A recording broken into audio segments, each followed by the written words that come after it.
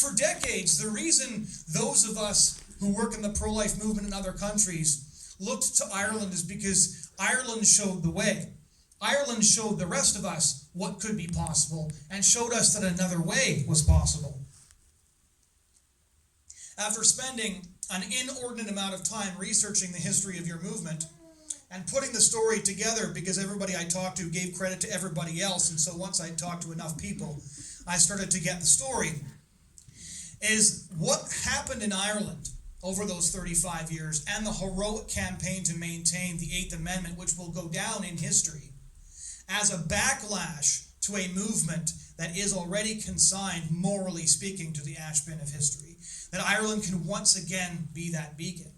Because yes, things may look grim right now, but I don't have to tell any of you that this certainly isn't the first time in Irish history when things have looked grim, and that yet the impossible was achieved. Now, just to flesh out why I think we can be more hopeful than we often are, especially after 2 years of COVID, and especially after perhaps reading non-Gript media, I want to take a look at what's going on in just a few other countries. So despite massive protests in Poland after their top court ruled some time ago that aborting disabled babies is unconstitutional, who would have thought something like that would need to be said out loud, a mere 22% of Polish people actually support abortion on demand. And what the media doesn't tell you when they're reporting on what's going on in Poland is that in 1992, when the laws banning abortion were put into place in Poland, a majority of Polish people backed abortion in many cases. For example, in 1992, a full 47% of Polish people actually believed abortion should be illegal for financial reasons. In 2016, when they asked the same question, that number had fallen to 14%. To 14%. What does that tell us? What that tells us is not just that here's a country that hung on to its values. No, what it tells us is that a culture of life can be rebuilt. It tells us that in a country where nearly 50% of the population thinks abortion should be illegal just for financial reasons, that those people can be won back, that cultures can renew themselves, and that now only 14% of Polish people hold those views. But what the media does, as we hear from Ben and as we saw in the documentary, is they also try to create this myth of inevitability. Because I'm sure if you read The Guardian during the riots in Warsaw, where the abortion activists seemed magically drawn to cathedrals with burning torches, you would have gotten the impression that all of Poland was enraged that abortion on demand was not available. When in fact, according to the mainstream media's own polling, only 14% of Polish people actually want that. And all 14% of them were in various states of undress, speaking at high volumes, swarming in major city centers. And so it's so important for us to recognize these examples. Again, not just because this is a country that's hung on until now. It's a country that's rebuilt a culture of life that it lost. We also know what's going on, of course, in Malta, which is still holding strong very heroically. I had the privilege of interviewing Dr. George Vella, who's the president of Malta, about the situation, and he said that he would rather resign the presidency than sign an abortion law, and promised that he would do so.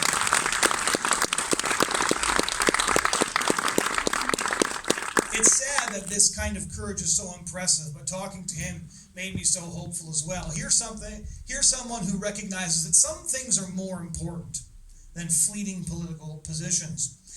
Just to give you a couple of other examples of good news that we've seen just in the last couple of years. Despite multiple attempts to legalize abortion in the Dominican Republic, they responded, in fact, by approving a constitutional amendment in 2009 that declared life as a right, quote, inviolable from conception until death, in a vote that went 128 to 34. Two attempts to erode that constitutional amendment since have been defeated by wide margins. One story that I kind of enjoy, just because the way it's been written up in the media, if you've had the misfortune to come across their coverage of this, is really amusing. It's the tiny country of Liechtenstein. It takes about as long to drive across it as the greater Toronto area. That's my mistake. But in 2012, the hereditary Prince Alois, who was a devout Roman Catholic, responded to a proposed referendum to legalize abortion by saying that if they had voted in favor, he was going to exercise his royal veto, and he was going to veto the results of this. And as a result, the majority of people in his very small country voted to keep abortion illegal. And this, of course, enraged abortion activists because when democracy is always under threat if they're losing. And so they held another referendum to remove his royal veto from him and to actually curb his royal powers. And that resulted in a vote that went widely in his favor. 76% of people voted for him to retain his royal veto after he had just threatened to use it to veto the legalization of abortion. And in fact, the majority in the media and elsewhere had thought that the who wants ruling princes? Well, it turns out if they're pro-life, quite a few people, because 76%, wildly exceeding expectations, voted for him to keep this view. Even non-monarchists in our midst, which I suspect are higher than 76%, might agree if we had someone like that, it wouldn't be all that bad. Just to give you a couple of other examples, in March, the president of Guatemala declared his country to be the pro-life capital of Latin America. Back in 2018, activists forced politicians by a massive rally in the capital against legalizing abortion.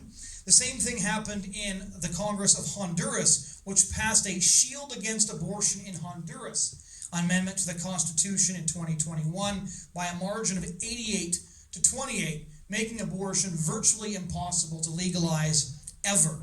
And of course, just a couple of months ago, there was a massive victory for pro-lifers in Chile, where 62% voted to reject an extreme pro-abortion constitution that was expected to pass. In 2019, the Assembly of Ecuador voted to retain protections for babies in the womb, and despite massive riots, the government held firm. For the second time in only 4 years last year, they also failed to legalize abortion in El Salvador.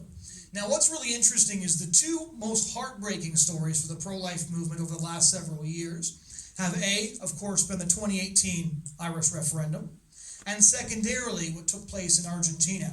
After several significant victories in Argentina by the pro-life movement, essentially what happened is the president persuaded a handful of senators to switch their vote, and they narrowly legalized abortion, despite the fact that the rallies that came out in defense of preborn lives prior to the first vote, 3 million people took to the streets in Argentina. 3 million. The drone footage of these crowds coming out waving blue will actually blow your mind. I used to watch them 2 or 3 times a week when I was in a bad mood. Because just watching the footage, first you see it coming along the crowd, and then it pulls up, and it's people as far as the eye can see. And they're all there waving blue flags. They're all there in defense of life.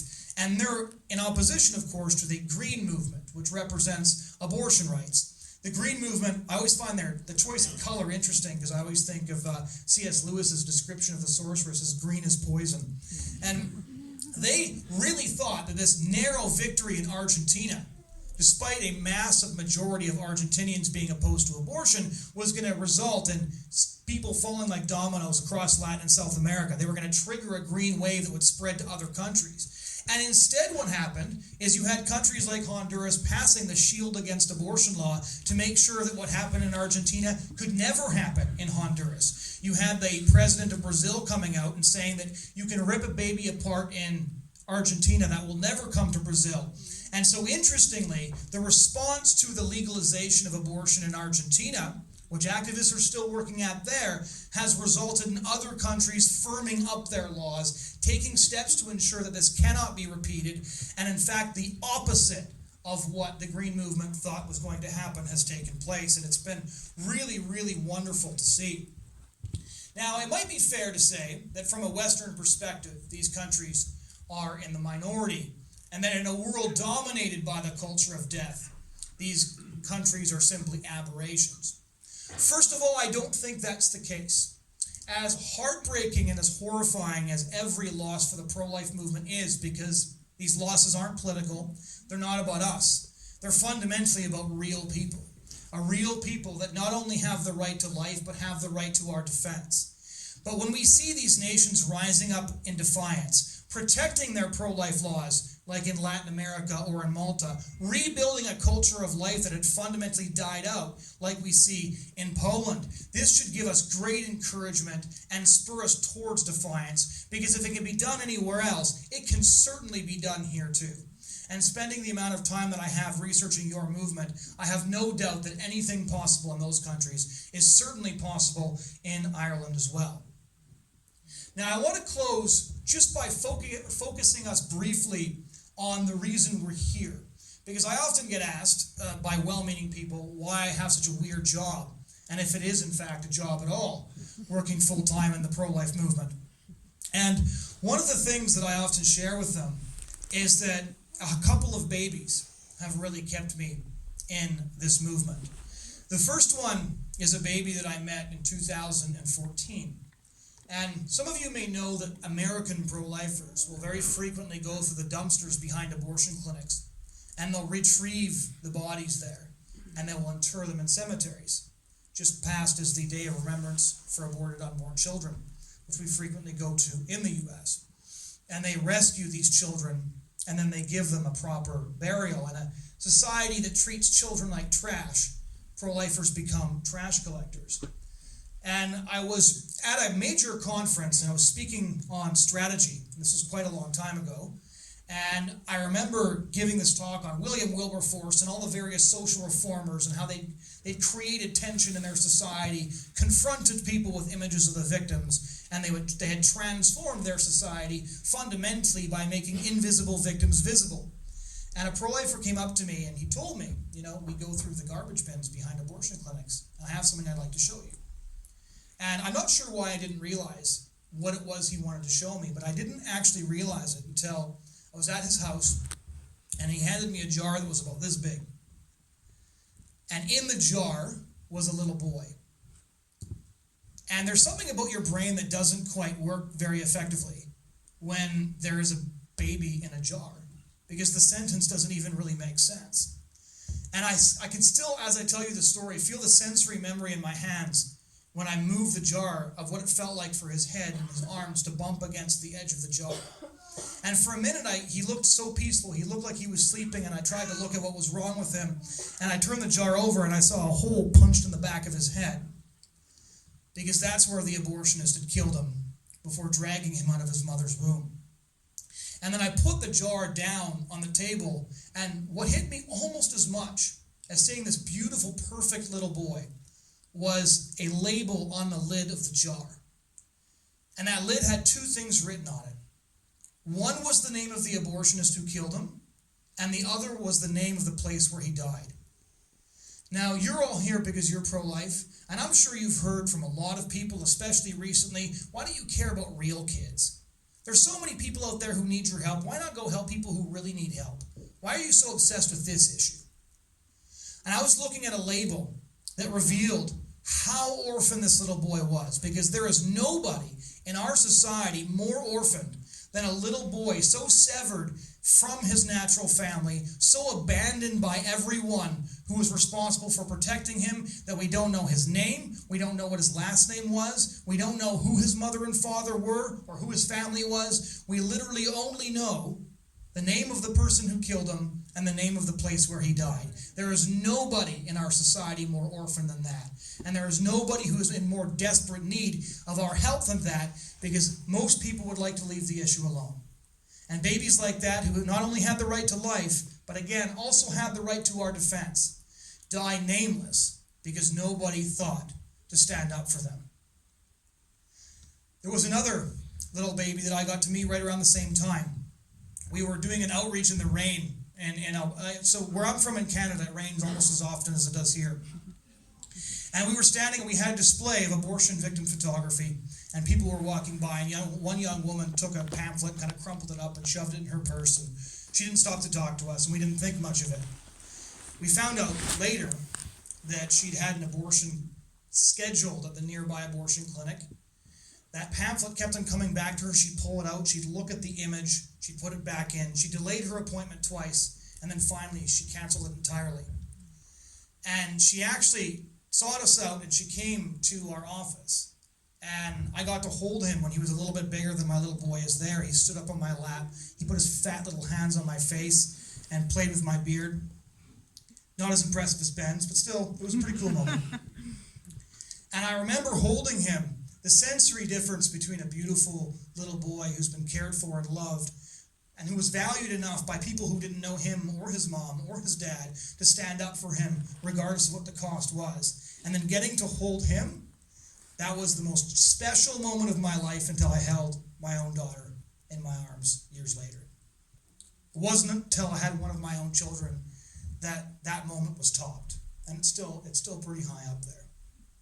One child nameless and abandoned. Another child, equally as valuable, had somebody to speak for him or her. And that is what all of you are here for. And it's just such a potent reminder, not only of why we do this, but of why it's worth it to do this. And when people ask, people often ask, what's your favorite quote? Why is this so important to do? And actually, the thing that always comes to my mind, and I quote this with my colleagues often until they're annoyed with me, on why I think this fight is so worth it, and why I think that there can be victory on the other side of it, I always think of a few lines from Tennyson. The long day wanes, the slow moon climbs the deep, moans round with many voices. Come, my friends, 'tis not too late to seek a newer world. Thank you.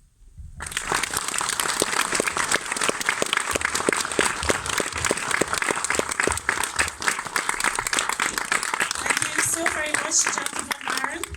An amazing speaker. Would you like to meet his little boy?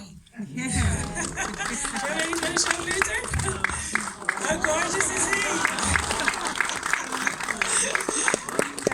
Doty baby.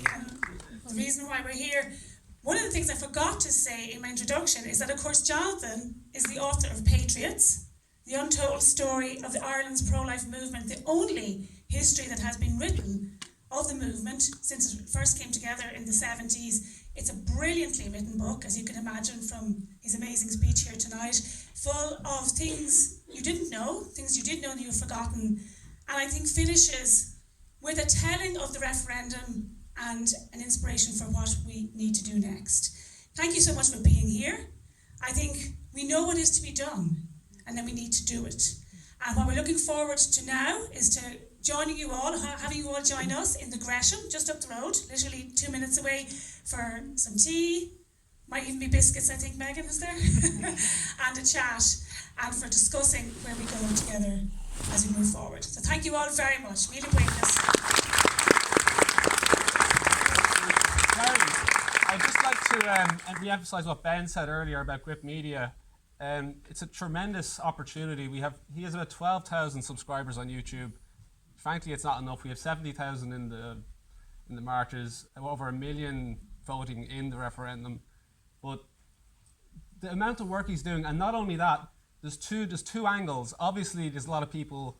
If we could get him on par with RTE, that'd be amazing. Obviously, I believe they're on the cusp of becoming what's called viral when they just explode. But also, they're talking about other issues like, the LGBT agenda or sex education. There's many different things. But what the thing is, you have so many people in the middle that we want to reach, and I believe the most important tool is to reach the people in the middle, people on the fringes, saying even Sinn Féin. For example, there was an interview with an ex-IRA man on Gript there a few weeks ago, brilliant interview. And you can imagine Sinn Féin people watching that video and then subscribing, and then pro-life videos pop up. And so with this, I think that's the most strategic thing we could do, is support Gript Media, because again, people will come to it. There'll be conservatives concerned about LGBT indoctrination or whatever else, sex ed, and they'd come to the platform and then they press the subscribe button and then they start to join the pro-life movements. Yeah. So I just think what you can do is, I think, support them financially. As he said, they're not being funded. It comes from us. And also hit the subscribe button. There's only 12,000 subscribers on their channel. 12,000 subscribers, and also comment, subscribe, as Ben says, every video, because that improves the algorithm. Thank you. Thank you. Thanks very much. We do have to get out in 2 minutes. We can't take any more questions, but if you haven't bought Patriots, it's available, of course, up at the Gresham to buy, and I think Johnathan might even sign a copy if you ask him nicely.